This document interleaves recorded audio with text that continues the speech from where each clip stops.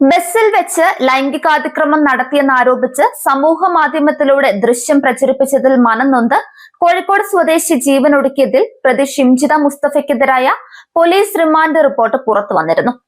പിന്നാലെ കണ്ണൂർ ബസ് യാത്രയ്ക്കിടെ ഷിംജിതയെ ഒരാൾ ശല്യം ചെയ്തെന്ന പരാതിയുമായി സഹോദരൻ സിയാസ് രംഗത്തെത്തിയതാണ് പുതിയ കുടിലതന്ത്രം. പയ്യന്നൂർ റെയിൽവേ സ്റ്റേഷനിൽ നിന്ന് പഴയ ബസ് സ്റ്റാൻഡിലേക്ക് പോകുന്നതിനിടെയാണ് സംഭവം നടന്നതെന്ന് കാട്ടി ഇമെയിൽ വഴിയാണ് സിയാദ് പോലീസിൽ പരാതി നൽകിയിരിക്കുന്നത്. എന്നാൽ പരാതിക്കാരനായ സിയാദിനെ ഫോണിൽ ബന്ധപ്പെടാൻ ശ്രമിച്ചെങ്കിലും ഇതുവരെ സാധിച്ചിട്ടില്ലെന്നാണ് പയ്യന്നൂർ പോലീസ് പറയുന്നത്. സംഭവം നടന്ന് ഒരാഴ്ചയ്ക്ക് ശേഷമാണ് ഇപ്പോൾ പരാതി നൽകിയിരിക്കുന്നത്.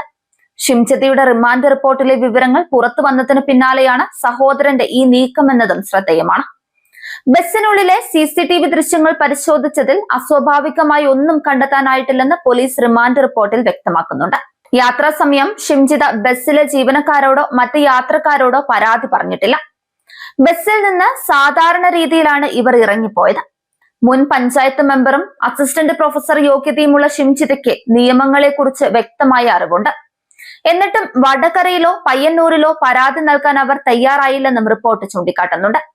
കോഴിക്കോട് ഗോവിന്ദപുരം സ്വദേശി ദീപക് ബസ്സിൽ വെച്ച് ലൈംഗികാതിക്രമം നടത്തിയെന്നാരോപിച്ച് ഷിംജിത വീഡിയോ ചിത്രീകരിച്ച് പ്രചരിപ്പിച്ചിരുന്നു.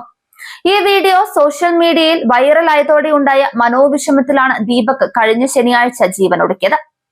തന്റെ മാതാപിതാക്കളോ ബന്ധുക്കളോ ഈ വീഡിയോ കണ്ടാൽ തന്നെ ലൈംഗിക വൈകൃതമുള്ളവനായി ചിത്രീകരിക്കുമെന്ന് ദീപക് ഭയപ്പെട്ടിരുന്നതായാണ് പോലീസ് പറയുന്നത്.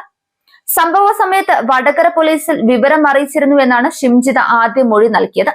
എന്നാൽ ഇത് വാസ്തവ വിരുദ്ധമാണെന്ന് പിന്നീട് തെളിഞ്ഞു. സ്വകാര്യ ബസ്സിൽ വെച്ച് ലൈംഗികാതിക്രമം നടത്തിയെന്നാരോപിച്ച് വീഡിയോ പ്രചരിപ്പിച്ചതിനെ തുടർന്നാണ് യുവാവിന്റെ ആത്മഹത്യ. സംഭവത്തിൽ പ്രതി ഷിംജിത മുസ്തഫയ്ക്കെതിരെ ഗുരുതര കണ്ടെത്തലുകളുമായി പോലീസ് റിമാൻഡ് റിപ്പോർട്ട് ഇന്നലെയായിരുന്നു പുറത്തുവന്നത്. മരിച്ച ദീപക് ലൈംഗിക വൈകൃതമുള്ളയാളാണെന്ന് വരുത്തി തീർക്കും വിധം ആസൂത്രിതമായാണ് വീഡിയോകൾ ചിത്രീകരിച്ചതെന്ന് റിപ്പോർട്ട് വ്യക്തമാക്കുന്നുണ്ട്. ഷിംജിതയുടെ ഫോണിൽ നിന്ന് ദീപകിനെ ഉൾപ്പെടുത്തി ചിത്രീകരിച്ച 7 വീഡിയോകളാണ് പോലീസ് കണ്ടെടുത്തത്. എന്നാൽ ബസ്സിലെ CCTV ദൃശ്യങ്ങൾ പരിശോധിച്ചപ്പോൾ ദീപകിന്റെ ഭാഗത്തു നിന്ന് അസ്വാഭാവികമായ പെരുമാറ്റമൊന്നും ഉണ്ടായിട്ടില്ലെന്ന് വ്യക്തമായി. ദൃശ്യങ്ങൾ സോഷ്യൽ മീഡിയയിൽ പ്രചരിപ്പിച്ച് ദീപകിനെ അപമാനിച്ചതല്ലാതെ ഷിംജിത പോലീസിലോ ബസ് ജീവനക്കാർക്കോ യാതൊരു പരാതിയും നൽകിയിരുന്നില്ല. ബസ്സിൽ നിന്ന് വളരെ സാധാരണ നിലയിലാണ് അവർ ഇറങ്ങിപ്പോയതെന്നും റിപ്പോർട്ടിൽ പറയുന്നുണ്ട്.